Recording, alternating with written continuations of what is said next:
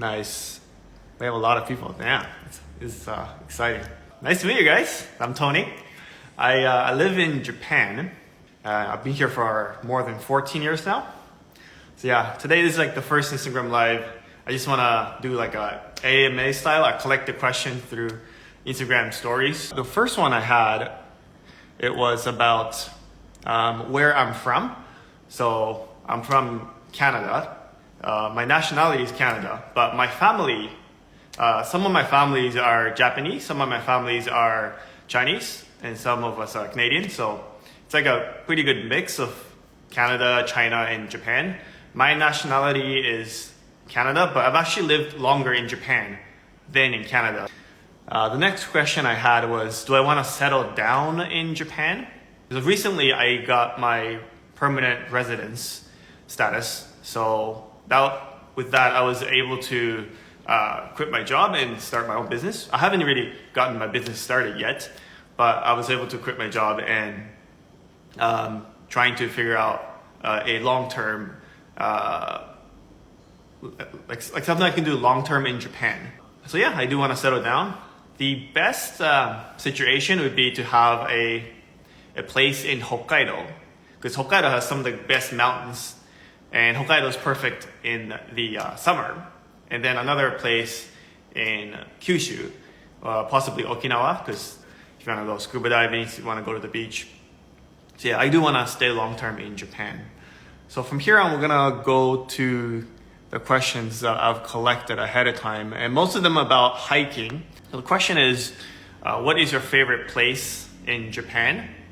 So I think Nagano is probably the best place in Japan for hiking, because actually outside of Fuji, all the top 20 tallest mountains are all surrounding Nagano, and they're all in the Japan Alps. So Southern Japan Alps, Northern Japan Alps, Central Japan Alps. If there's one specific location among the Japan Alps that I think is worth going to, especially if this is your first time hiking in Japan, I think it would be this place called Tateyama Kurobe Alpine Route. Kind of introduced this place in a lot of my past reels, and as well as on my website, so you can find a lot of resources on it. We have like 30 people here. That's amazing. The next question is, all right, here. This is a good one. So this is about a solo hike in Nagano or a long hike, like 3 days, 2 nights hike in Nagano. For solo day hiking, I'm assuming you want like a half day hike or maybe like a full day, but something under 8 hours. And the best one I have is Central Alps. It's this place called Senjojiki Cirque. Senjojiki, so Japan has 3 different Japan Alps. You got the Southern Alps at the bottom, and then you got the Central Alps in the middle, and then you got the Northern Alps up top. The Central Alps is very small, but the hikes are also very doable in a day. The ones in Northern Alps, the ones in Southern Alps, they're all really like huge mountain ranges. Takes you maybe 2 days, 3 days to do them. But Central Alps is really easy for day hikes. That's because they have a ropeway that goes all the way up to 2,600 meters. And then from there, you can hike a couple of summits that are really beautiful, about 2,900 meters high. So one of them is called Hokkaido. The other one is called Kisokomagatake. So you can hike these 2 really famous peaks, and it only takes you about 6 hours round trip. Yeah, so take a look at, Google Central Alps Japan, and the place is called Senjojiki Cirque. All right, for a longer hike, so 3 days, 2 nights, my favorite one so far has been the Northern Alps. There's a trail where you start from Kamikochi. So Kamikochi is a place where you have luxurious hotels, you have you have onsen. It's like a small onsen town.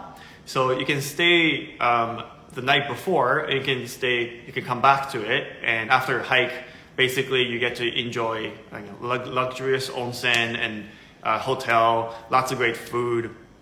and very, very touristy. You can buy all kinds of souvenirs. So you can start and end your hike there from Kamikoji. The peak you can go to is called Okuhodaka. So Okuho is the third highest mountain in Japan. And it's 3,193, I think, or 92, or maybe 90. It's around there. It's over 3,100 meters. It takes 2 days. If you're really good, you can hike it in 1 day. There's a rest stop at, it's like a base camp almost, at this place called Karasawa Cirque. We'll call it Karasawa Curl. And that place is really, really beautiful. It's about 2,300 meters. And that place, honestly, it's amazing. I go there every year, once a year. Yeah, so you can stay the night at Karasawa Cirque, which is a midpoint. So from Kamikoji to there, it's about 7-8 hours hike, and you stay there the night. And then the next day, you hike to the summit, the third highest mountain in Japan, Okuho. And then you can make a loop, or you can come back through Karasawa Cirque, make your way back to Kamikoji. And that would be a very, very nice 3 days, 2 nights hike. It's like you can either make a loop or you can go back and forth. And because Kamikoji is also like an onsen town, you can finish off your trip with a nice bath.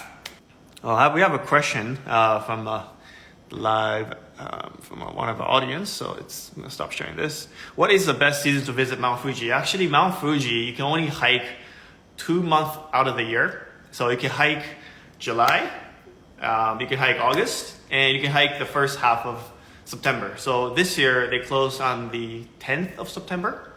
Yeah, so the only season you can go, I guess you can go outside of that season, but you won't have like mountain huts, you won't have people who will sell you water, you won't have like any rescue in case something happens to you. So yeah, go in the summer. For this year, they closed on September 10th, so we still got a month to go. All right, the next question is one that I've collected before. Yeah, this was nice. So what is a hidden treasure of Japan? So I've been living in Japan for 14, but I've been traveling about 7 or 8 while working on the side. And because I travel around Japan, not just Tokyo, not just big cities, so I realized that local dishes, the local food are really, really good. In Japan, there's like 47 prefectures, and each of them have their special local dishes. One example I can think of is for like Hokkaido, it's like seafood. For Nagano, my favorite place, Nagano, they make the best sauce katsu. It's like a katsudon, but it's heavy on the sauce. It's really good. Something that everybody knows, Kagawa is known for udon. So if you go to Kagawa, you try the udon, it's really, really good. It's different. It's different from the udon you get in Tokyo. It's way better. The udon you get in Tokyo is great, but the udon in Kagawa is spectacular. Okay? So yeah, the one hidden treasure of Japan is the local food. You travel to that prefecture, you get the food from that prefecture. Yeah, it's way better than what you can get in Tokyo. And for half the price, if not less than half the price. Yeah, so that would be it, the local food. And in Japan, we call it BQ Gurume. So BQ, so AQ would be food that's like expensive, you know. In Tokyo, if you want to pay like $100, like 1만 yen or 5만 yen, you can get really good sushi, you can get really good food, but it costs a lot of money. Whereas, so the concept of BQ Gurume is the local dishes that you can buy for like 1,000 yen, very affordable, $10. And at the same time, they're still really, really good. So yeah, that would be the hidden treasures. So I have another question. This one is about Hokkaido. How many days do you recommend for a tourist to visit Hokkaido? And what are the must-visit places? So I've been to Hokkaido about 5 times, only once in the winter. Most of my Hokkaido trip have been summer hikes. And the most memorable one was to this place called Shiretoko. You get there from Memambetsu Airport. So you got a Hokkaido, like, say you got a Hokkaido like this. So it's not like here. It's around here. It's like northeast tip. And this northeast tip, there's a little peninsula. It's called Shiretoko Peninsula. It's really, really beautiful. It's the most, I want to say it's the most pristine nature in all of Japan. They say they have the most brown bears in that little peninsula than like anywhere else in Japan. Yeah, so it's like pristine nature, lots of animals, and the hike to one of the most popular summits, it's called Laos. It's really good. It's you can do it in one day. It's about 8 to 10 hours. It's a long hike, but you can definitely do it in a day. It's really, really beautiful. So yeah, so that's the place I recommend for Hokkaido. It's like it's a must visit. It's not a place that everybody goes to because it's so far from Sapporo, which is like the biggest city in Hokkaido. But if you like nature, definitely this place called Shiretoko should be on your bucket list. All right. You know, how many days? Honestly, like, I want to say at least 3 days. For when I went to Shiretoko, we did it in 3 days, so 2 nights stay. 1 night near the mountain. The second night was near the cities. Yeah, so at least 3 days. It's from Germany. I submitted a question in advance about what I recommend for volcano hike in Kyushu. Yeah, without a car. Okay, so there is a very active volcano. It hasn't erupted in a couple years. It's called Asozan. So Aso is in Kumamoto Prefecture, which is at the center of Kyushu. And there happens to be a very convenient airport, Kumamoto Airport. It's about, like, I want to say it's like 30-minute bus ride to the base of Mount Aso. So Asozan, I think it's like one of the highest mountains in Kyushu. It's not that high, it's about 1,700 meters. But it's erupted twice in the past 7 years, once in 2016, if I remember correctly. The second time was 2021. But it hasn't erupted recently. So right now, you can actually get close to the crater. I have a picture of it. Here you go. Yeah, that's Mount Aso. Yeah, so I prepared this ahead of time. Yeah, this is from last year. Last September, I hiked Mount Aso. And the mountain, it used to be very touristy. So there are like buses that take you all the way to like the trailhead. Yeah, so this is one of my favorite hikes for Kyushu. And it's very easy. It took me like 4 hours round trip. And I was traveling with a small group. So Kirishima, yeah, I've been to that one too. Kirishima Kinko-wan. The mountain there is called Karakunidake. And that one is also near the airport. Yeah, you can actually hike that one in like 2 hours. Yeah, I went there 2 years ago. Yeah, that was a very nice one. It's very beautiful. To get to that one, just go to Kagoshima Airport. And from Kagoshima Airport, it's like 30 minutes or something. Yeah. Kirishima is very beautiful. Yeah. So Kyushu, they have like 7 or maybe 9 of the most famous mountains in Japan. None of them are very tall, right? The highest is like 1800. But there's many volcanoes. So that's pretty cool. Next one is actually very relevant to most people, I think. Yeah. So are there any travel tips for Japan? The question was how to travel to Japan, but I feel like travel to Japan is just like an airport, take the airplane. So I'm going to answer how you travel within Japan. And you guys all know that there's something called JR, Japan Rail Pass. And most of you know that Japan Rail Pass is going to be like twice or close to twice as expensive starting October. There's something else actually that you can use instead of Japan Rail Pass, and that's called JR East Pass. I have like a picture of JR East Pass. So JR East Pass, you can use it even if you live in Japan. So as long as you're a foreigner, you can use it. So you just gotta Google JR East Pass, and it'll show you. So it's about 5 days of free Shinkansen, free bullet train. And it costs you about 2만 yen. The most expensive is like 28,000. So it's like $200. And it's like covers 5 days. The reason why it's cheaper is because it's regional. It only covers, for example, the northern part of Japan, or maybe the central part of Japan, or maybe the eastern part of Japan.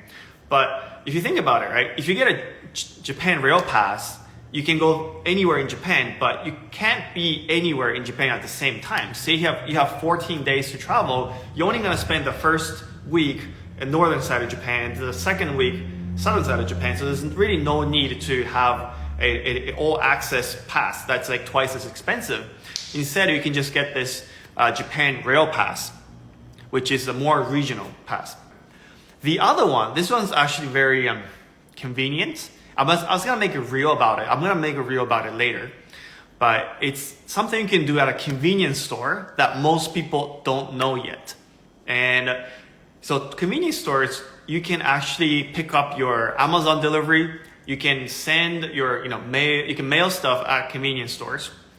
And the other thing you can do is you can mail your luggage. So what you can do, so let me just close this. What you can do at a Japanese convenience store is you can take your luggage, like a suitcase, right? You can take a suitcase, you give it to the convenience store, you tell the convenience store, okay, on this day, I want this suitcase at this part of Japan. It could be your hotel, it could be your, it could be another, it could be an airport, it could be like an Airbnb or like anywhere, or another convenience store.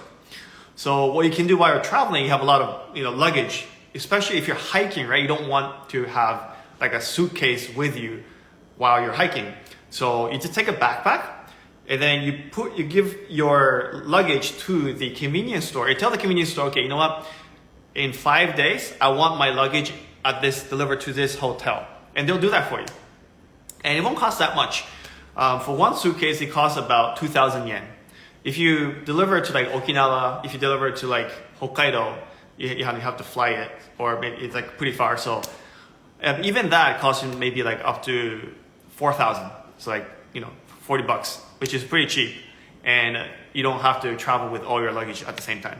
So yeah, so this is like one of the life-changing tips for traveling in Japan if you don't want to carry all your stuff at the same time. All right, so the next one is how to start hiking. So let me get the next question up. Yeah, hiking for beginners in Japan. So for beginners, I'm assuming you want something that's like not too difficult, right? But you still want to see great scenery, right? You don't want to be like, hey, I'm a beginner. I'm only gonna hike a mountain that's like 1,000 meters or lower than 1,000 meters. I'm okay with just like a decent scenery, right? You don't want that. So what you can do is you pick a mountain with a ropeway. So a lot of Japan's mountains, they have ropeways because hiking, so the average age of hikers in Japan is actually 60. So for most countries, right, say for US, the average age of hikers, or the median age of hikers, is about 30, right? It's young people. But in Japan, most people, while they're working, they don't have time to go hiking. So the average age of hikers in Japan is actually 60. So a lot of the mountains have ropeways that takes you up to like like midpoint, or like somewhere where you don't have to go all the way from the bottom. So if you're a beginner, you're not that physically confident, then yeah, you just go find a mountain with a ropeway. And usually the mountains with ropeways, there'll be like shops, there'll be restaurants, they might have like onsen. The one that's closest to Tokyo with a ropeway is Mitake. So Tokyo, you take the Chuo line to the east side of Tokyo, and there you have like ropeways, and yeah, that's a really beginner friendly trail. If you are able to venture out of Tokyo, then the one that I mentioned earlier, the Central Alps, the place called Senjojiki Cirque, that one has the highest ropeway in all of Japan. It goes all the way to 2,600 meters. So the moment you arrive, the moment you get off the ropeway, you're at this like wonderland, right? So yeah, so that's something that I would say you could give it a try if you are able to make your way to Nagano. And if you don't want to hike, you don't want to go all the way, like do like an 8-hour hike, then yeah, most beginner friendly ones have ropeways. All right, let's see what else is there. Are there any equipment rentals in Japan? So the mountains that have ropeways, usually they will have equipment rentals as well. So if you pick a mountain that's like really popular with, ropeways, then yeah, most likely there will be some kind of rentals. Let's see. How much do you think is a good budget when going for a hike in the Northern Alps? Probably 3 days without a car. So mountain huts in Japan, they're pretty much the same price everywhere you go. The cheapest mountain huts for 2 meals, if you're gonna get 2 meals, is about 1,000,000 yen per night. The most expensive is 1,500,000. So 1,000,000 is what, $100. 1,500,000 is 150. So yeah, on average maybe 120 bucks. So 1,200,000, that would be per night. There's not much other expense there, except maybe if you hike a place where there's not much water, you have to buy the water from the mountain huts. The waters are pretty expensive. There will be maybe 500 yen. There was one mountain that was like 700 yen. I was like, wow, 700? I'm gonna pay for this? I ended up paying for it because I needed the water to make instant noodle. Yeah, water could be pretty expensive. So I wanna say for maybe if you're gonna stay 2 nights with all the miscellaneous expense, you're looking at maybe some months, so like $300. So which is better for hiking, a pocket Wi-Fi or a SIM card for hiking? So a lot of the mountain huts in Japan, they don't have electricity, or sometimes you have to share the outlet with other people. So I want to say you want to get a SIM card because pocket Wi-Fi you might run out of battery. It doesn't matter which one you get, pocket Wi-Fi or SIM card. You should get it from this place called Sakura Mobile. I think you can find Sakura Mobile at pretty much every like major airports. And the reason is they partner with, or not partner, but they use the Docomo service. And Docomo is the national carrier of Japan. So they have coverage, nationwide, especially in mountainous places or like in the forest, right? Whereas the other 2 biggest carriers in Japan, SoftBank and au, they're great in the cities, but they're actually not that great if you go out to the mountains. They only cover the cities really well. Yeah, so you want to get, I want to say you want to get a SIM card and you want to get it from Sakura Mobile. It doesn't have to be Sakura Mobile, but you just wanted to get a card from Docomo. Yes, this question about Hokkaido. People love Hokkaido. I love Hokkaido too. I'm happy to see more questions about Hokkaido. And I've been to Eastern Hokkaido twice. Once to Shiretoko. So Shiretoko is the northeast tip. And that is it's a Shiretoko National Park. And they have one of the most famous mountains, Mount Laos. Yeah, that was Mount Laos. The other one is on the southern part, the southeast side of Hokkaido. And the airport there is called Kushiro.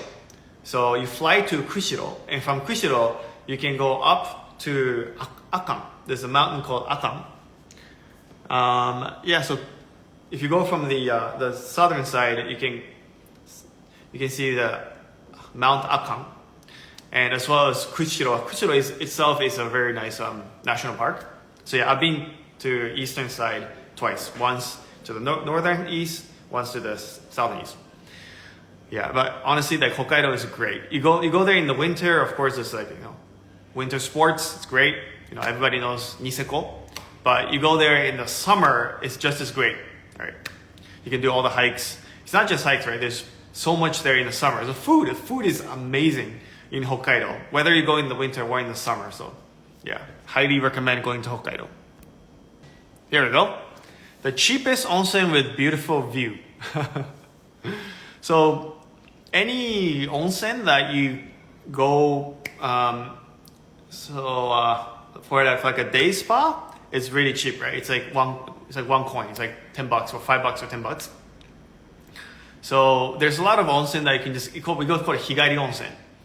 Yeah. So if you want to stay somewhere for cheap, then yeah, higari do the day spa. There's one place that I really like that I go there like 5 times a year, if not more. It's called Budou no Oka.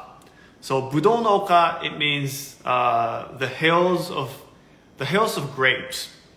And Yamanashi is where it is, where it's located. It's really close from Tokyo. It's about an hour and a half from Tokyo. So whenever I go from Tokyo to Nagano, where all the mountains are, I pass by Yamanashi because Yamanashi is on the way. Yamanashi is a prefecture between Tokyo and Nagano. So I pass this, along the highway, and there's a place called Budou no Oka, the hill of grapes.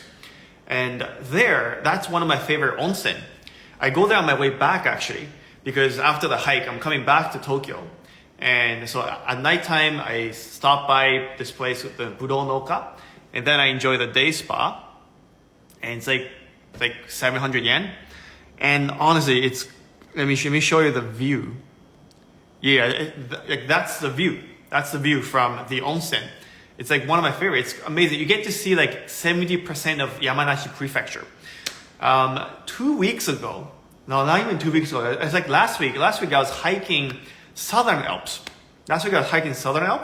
And on my way back, we stopped by Budou no Oka. We stopped by this place. We went to the day spa, and it was at nighttime.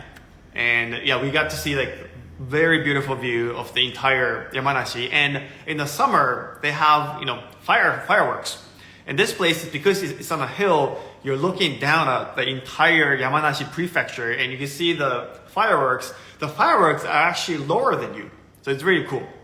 Yeah.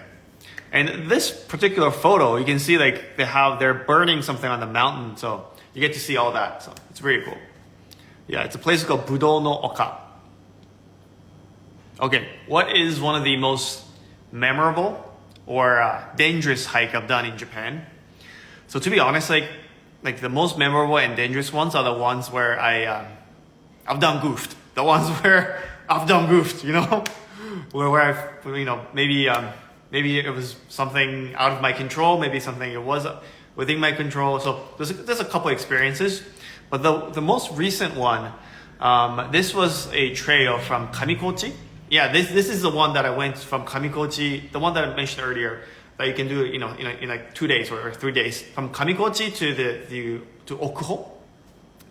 So we saw on the weather report that there might be some rain, slight rain. We didn't know how much rain, but we saw that it's going to be slight rain. But we really wanted to hike to the summit, right? We wanted to summit it, so we gave it a try. But about 1 hour, about 2 hours into the hike, and we were like really close to the summit, it started pouring. It started like, honestly, just all of a sudden it started raining so hard. So, we said, we can't do this anymore. But then some of us really wanted to, because we were like really close to the summit. We said, why don't we just push through it? But when it's raining, really hard, you can't see anything. And the final stretch is really rocky. So it's really dangerous. So we said, you know what, screw it. We can hike again. It's not worth risking our lives. So we made a really good decision there. However, on our way back, let me just stop sharing this. However, on our way back down, so this was like part of a 3-day hike. So we had to hike about 6 hours to the trailhead. I think we had to hike maybe 8 hours total. But yeah, it was really long. And it just wouldn't stop pouring. It kept raining and raining and raining. Even though on the weather report it said it might rain slightly, it actually rained so much. It rained the entire day. And I had Gore-Tex on. I had a storm cruiser from Montbell. And it lasted me maybe 3 hours.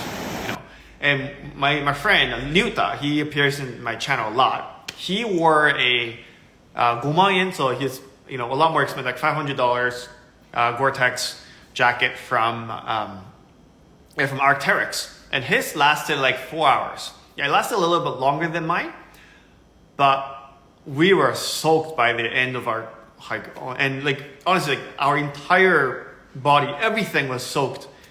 Yeah, soaked to the bone. Yeah. So yeah, that was one of the most painful experience, because we had to hike, in that situation. We couldn't see anything. There's no visibility. We were completely soaked, and we knew that we had to hike for another 4 or 5 hours. Yeah, that was like the most memorable experience. But then it ends on a good note because Kamikoji, our end point was Kamikoji, and we booked a onsen hotel. So after being soaked in the rain for like 7-8 hours, we entered the onsen, and it was the best feeling ever. Best feeling ever. Okay, we were completely soaked. Our body was like, oh, like it's so cold. It was really cold too, right? So yeah, so you go to the onsen. Like the moment my feet entered I couldn't feel my feet. After the hike, I could not feel my feet whatsoever. And then I dipped my feet into the onsen. It's just rejuvenating. Best experience ever. So yeah, that's why you want to book a place. You want to finish your hike with an onsen. It's game changer. It's life changing. Okay. Yeah, so that was the most memorable hike. The next one. This is a very important one. It's about hiking app. What is the best, most useful hiking app? And this one is hands down Yamap. So Yamap is they make maps. They make maps in basically like they're like a mapping company, but they're really good because users, anyone who use their mapping service, you can map your trail. You can map how you went. You can take pictures along the way, and then you can post it you can post it and share your experience with other people. So when I look for a hiking route, what I do is I go on Yamap and I look at people who actually went to that mountain and see what kind of routes they took. There's so many pictures. They all post a lot of pictures. Yeah, so Yamap is the one hiking map that I recommend. And while Yamap doesn't have an English version, they actually have. So let me show you a screenshot. So this is Yamap. Yeah, you can see that it actually has some English on it. This one, it says the day hike. Said it's Tanigawa-dake. I went to Tanigawa-dake. I went to Tanigawa-dake like 2 weeks ago. It was great. It's beautiful, really beautiful. And this one shows you the time it took this person. This is actually, time it actually took this person.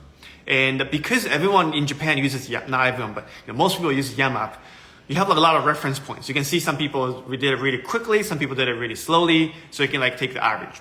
Yeah, so you can see how far it goes up. You can see the distance, the time it took, and then down below you have a map.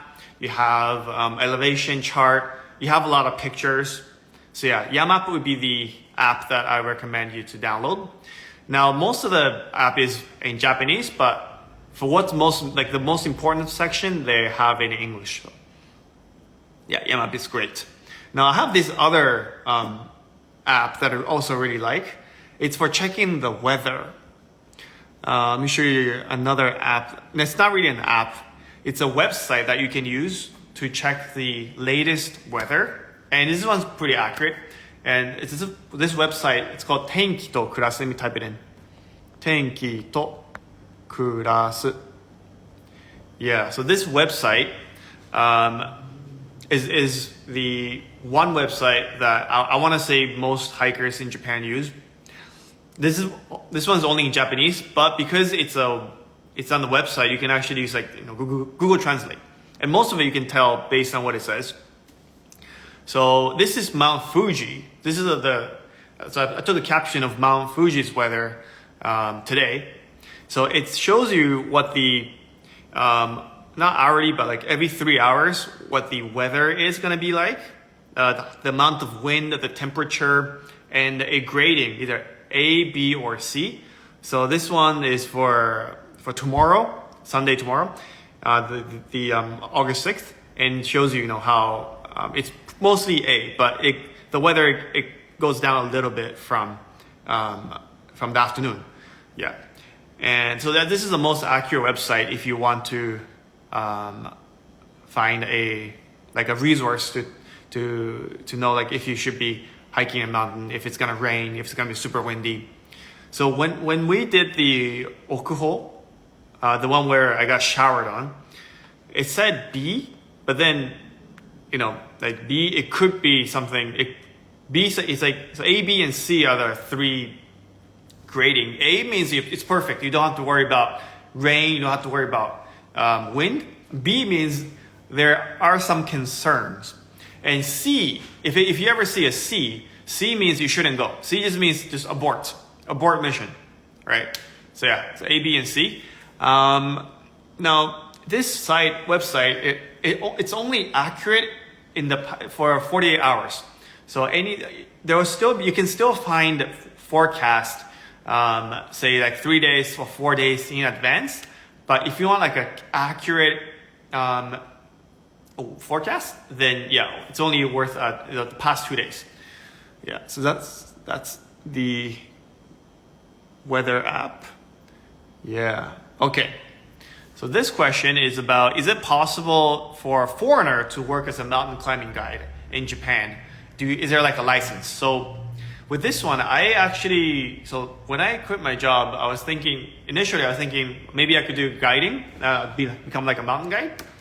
And I did a lot of research, and I found out that if you want to become a mountain guide in Japan, first of all, there is no license. So anyone can become a mountain guide in Japan. There's no license. You just have to find customers, right? But it's not that simple actually. Most Japanese mountain guides, they are part of a club or they're part of a association.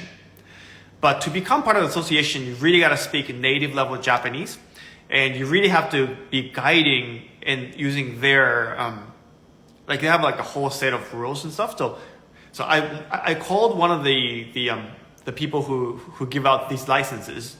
Although you don't need the license to be a mountain guide, they give you like a badge to say that you're certified.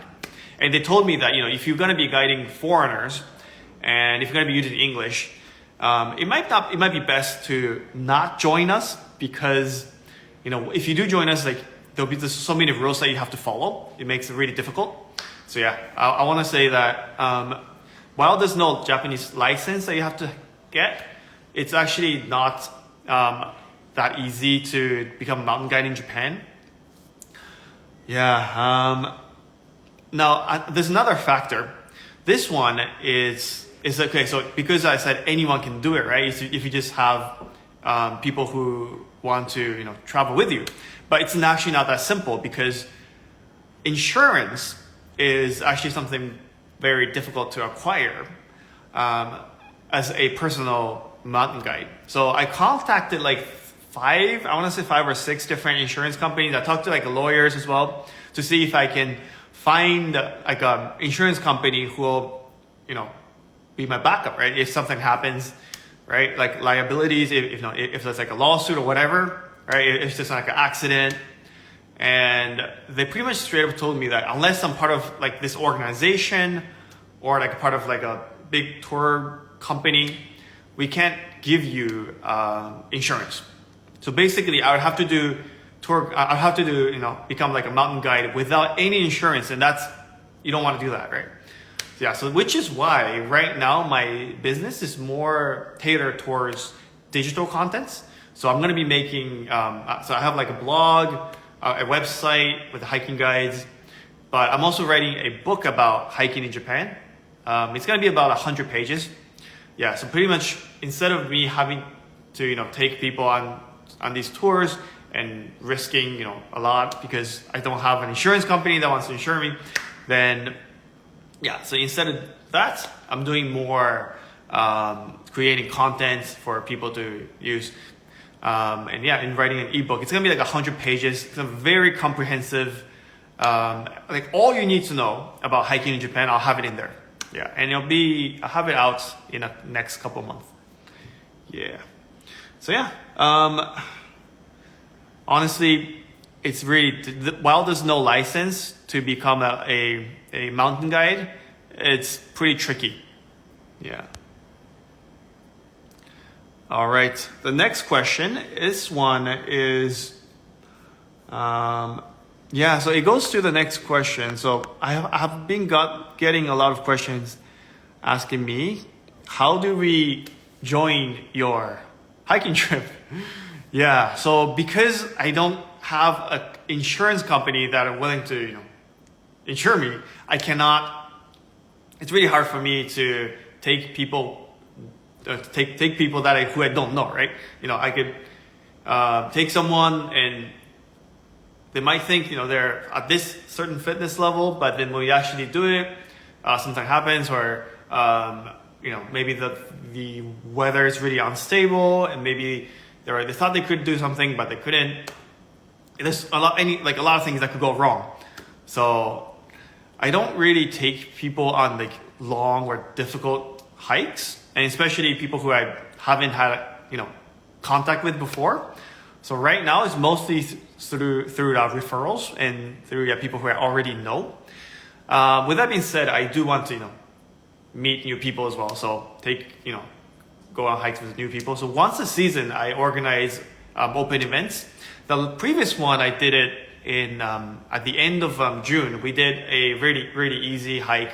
In a couple of months, maybe October, I'm gonna do a hike, like a autumn hike, right? So it'll be like autumn foliage. It'll be really beautiful, and it'll also be easy. Maybe like 2-3 hours. Anyone can do it. Yeah, I'll have the event. I'll make the event public on Facebook, so you can follow me for that one. I'm thinking it'll be either early October or maybe late October. Yeah, but October is the best month for autumn foliage on the mountains. Yeah, so I'll do a public event in October. All right, let's see if I have any questions live. Shiroumadake. Is it hard for beginner hiker? So Shiroumadake is in Hakuba. This is one of the really beautiful mountains that I hiked last month. And is it difficult for beginners? Yes, it's actually very difficult for beginners. Maybe not very, but it's quite difficult. It's difficult because Shiroumadake is on the northern side of Northern Alps. It's away from all the other mountains. And Shiroumadake, there's like 2 mountain huts near the summit, and there's like 4 different places where you can hike from, but none of them have like really established like rope race. There's one that takes you midway, but you have to hike like over. So you want to go up to at least 1,400 elevation gain. So some people do it in like a day, but most of the time you have to stay at the mountain huts. And even then, you're hiking 1,400 meters of elevation gain in one day. So it's not easy. I want to say you have to be able, I don't know, maybe like intermediate level would be good, but it's really worth it. The scenery is amazing. So yeah, but most people go to Hakuba in the winter. But yeah, honestly, in the summer, it's just as great. So I recommend it. Next one, is it true due to the hot summer there is an increase of risk of typhoon this autumn? Yeah, honestly, like every year, at least one of my trip, is canceled in between September and October due to typhoon. At least one, usually 2. So yeah, there is a risk. I'm not sure how much more it is because of increased heat, but yeah, usually there'll be 1 or 2. So last September, I planned a trip to Yakushima. I ended up going to Yakushima this year, but last year I planned a trip to Yakushima, and it was the biggest typhoon in like the past 5 years that struck the island, and yeah, we couldn't go. So instead, I ended up going to Mount Aso. So that's the last time I went to Aso because of the typhoon that struck Yakushima. So what I'm trying to say is you want to plan for plan B, basically somewhere. So you can go, if you're located, the place that you're planning to go gets hit by typhoon, you have like a plan B. Yeah, so I would plan for plan B if I'm making a plan for hiking in between September and October. What hiking gears do you carry if you're a beginner intermediate? Man, this depends on where you go. Honestly, this depends on where you go. The one gear that I want to say has helped me a lot hiking in Japan is like poles, because a lot of the trails in Japan, they are not well maintained. I want to say they're not well maintained, and a lot of the trails, they are like stairs as well. So if you have bad knees, my knees are actually not that great. I have like weak knees. So having like a pole, having like, the poles, that they help a lot. So if you're a beginner, then maybe just having the poles will make a big difference. Now, if you're hiking in the summer, protection from the sun is actually more important than anything, because Japanese summer is ridiculous. It's ridiculous, right? They call it the land of the sun. You're hiking and the sun is just like right there in your face. Yeah, like last year there was one hike I did. We're supposed to hike across 2 different mountains last year. This is one of the famous mountains in Gunma. We're supposed to hike one mountain, come down, and then go to the other and down, and then come back. And that whole loop's supposed to take like 6 hours. And this was like middle of July. And it wasn't supposed to be, it's pretty easy, right? It's like 6-hour hike. It wasn't that difficult. But we got destroyed. We got completely destroyed. And the reason was the sun. There was like no cloud coverage. It was a fantastic day. It was fantastic. Not a speck of cloud. The sun just in your face the whole time. We hiked the first mountain. It took us like 2.5 hours. Because we're just looking for shade. Like after 5 minutes of hiking, we were just like drenched in sweat. And this was also difficult because we picked a mountain that's not too high in altitude. It was like 2,200 meters. In the summer, ideally, you want to hike a mountain that's about 3,000 meters. Because up there, it's cold, right? Even if there's a sun, you get the wind. It's like the average temperature is pretty cold. It's like 20 degrees. Or maybe like under like 10, 15. But we chose like a mountain that's about 2,000 meters. We got completely destroyed. The sun is just destructive. So yeah, so if you're hiking in the summer, worry about the sun more than anything, right? But otherwise, if you have, you have like knees, like weak knees, then just the poles really help. Yeah. Let's see. I missed a lot of, well, I have a lot of questions. Okay. Awesome. Do you need hiking boots for mountain trails that aren't too technical or low cut hiking? Honestly, low cut is fine. There's a lot of people, they do like trail running. So yeah, I think low cut it's not a problem. I think it's based on preference. But if you want to buy a hiking boots for a really affordable one, then you can go to this place called Workman. Let me type it in. Workman for hiking, for cheap hiking boots. You can find, I own a pair of Workman hiking boots. They're like 3,000, not even 3, they're like 2,000 yen. 2,000 yen, what's that, like 20 bucks? It's not like USD is like American, it'd be like 15 bucks. Yeah, and so you can buy a really cheap pair of hiking boots if you go to like Workman. Yeah, but otherwise, honestly, you don't really need hiking boots. Hiking boots are great if it rains, right? Because they're waterproof, water repellent. Yeah, so it's for that. So, if you are going to do a hike and then you see it might rain. The weather grading is B, right? Then it might be worth getting a pair of hiking boots. So this question, when did you start hiking? Do you have any recommendation hiking brand? So I started hiking, my first hiking experience was in 2016, so about 7 years ago. And yeah, that was back in Mie. So I started from 1,000 meter mountains, like 1,000 meter, took like 2-3 hours. Yeah, and then I moved to Tokyo, and then from Tokyo I did like longer like weekend hikes. Yeah, so about 7 years of experience. Recommend a hiking brand. So it depends on what you buy. If you're looking for like a backpack, if you're looking for like waterproof gear, anything not shoes, I think Monbel is really good. It's the biggest Japanese brand the biggest Japanese hiking brand, Monbel. Let me just type it in, Monbel. Yeah, that's the most famous brand. For hiking shoes, it really depends on your feet. Right, my feet, they don't fit Monbel that well. So yeah, for shoes, I don't wear them. But yeah, for anything else, Monbel is great. So yeah, there were a couple correct people with asking similar questions. So what's the most beautiful place you've been to in Japan, particularly shrines, temples, forests? Well, I think so. Shrines and temples, you can find them anywhere in Japan, right? There's like, I think there's what, like 80,000. There's more than 80,000 shrines and more than 80,000 temples.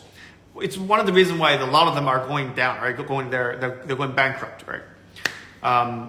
Because there's just so many of them, right? So, but the ones that I like the most are on the top of mountains, because it just feels special. It feels more sacred when they're on top of mountain. And there is this one place that I feel like, wow, this place is different from all the other ones, and it's called Tateshina. Let me tell you, Tateshina. Yeah, so this mountain is called Tateshina. This is also in Nagano. It's about 2,500 meters. The round trip up and down, it takes maybe 5-6 hours. But the summit, I don't have a picture right away, but the summit, it looks very, it's so beautiful. Let me see if I can find a picture of it. I've been there like 3 times. The most recent one, it was actually in the winter, but it was really special. Let me see if I can find it. Yeah, oh, here we go. Maybe this one. Yeah, here. This is like one of the most special shrines I've been to in Japan. It's on top of this 2,500 meter mountain, and all around you, it's like this rock, right? It's like the scenery is so amazing. This one. Do you have any recommendations for beautiful countryside places near Tokyo? Few hours. Mitake. So Mitake is 2 hours. You can get there by train. You can drive as well. But Mitake is really nice. Let me type it. Mitake. Yeah. So Mitake is really good because not only is it really accessible, there's hiking trails from Mitake that's like 2 hours, and then there's ones that's like 4 hours, and then there's one that's like 8 hours where you hike like 3-4 different mountains. So yeah, Mitake would be my most recommended place. Although in the summer, I'm not sure if I recommend in the summer because it's just too hot. It's too hot in the summer, but in the spring, in the autumn, even in the winter, Mitake is really great. Okay, let's see. What do you think of the Okama crater in Zao onsen? Honestly, I haven't done the Zao one, so I'm not sure. But yeah, I do want to go there once. If not this year, I want to go there next year. I actually plan to go there. I have a plan to go there this year because Zao, right? And not just Zao, but Yamagata and the northern Japan, they have the best autumn foliage. There's one time I went to what was it? It was like Akita and Aomori, and the autumn foliage is so much more vibrant. I don't know why, but the northern part of Japan, like Tohoku Japan, the autumn foliage is so vibrant. So I do want to go there. I do want to head to Zao because I haven't been to Zao yet. Yeah, it's definitely on my bucket list. Oh, I missed one. Okay. Do you have any tips on getting fit enough for hiking? Getting fit. So one of my friends, Ryuta. So Ryuta, he's this guy who always appears in my reels. So Ryuta, he when we first started hiking, he struggled a lot, and his knees were bad, and he struggled a lot because he had, I think at the time he was like 80 something kilo, and he lost like 10 kilos. So I think most of it is your weight. I'm trying to get cut down to about under 70 kilo. Right now I'm about 72, but I want to be under 70, and that way it's not just it's not just for so that I can hike strong, so I'll be stronger, but you want to be like lighter for your knees, because you see like grandmas and grandpas hiking in Japan, and they're in like the 70s or 80s, and they're able to do that because they have good knees, right? Like their knee health is really good. Most people they get injured because they put too much stress on their knees, and that's ends their hiking career. So I want to say, if you want to get into hiking, then make sure that you strengthen your knees. You can just do squats and stuff, but more than just that, you want to make sure that you're as light as possible, pretty much. This is just to help. The less gravity you have, the less weight you have to put on your knees, the better, right? Okay, so I think we've done this for like 80 minutes now, so I'm getting tired myself. So I think I'll do more Instagram live, maybe like once a month. So I'll do more live in the future. All right, thanks everyone for joining. This has been a very lovely night. It's my first Instagram live, and we had like maybe 40-50 questions. I'm so happy that I'm able to do this, and yeah, I'll be able to help as many people as I can. All right, it's getting late, so I will see you guys next time. Bye bye.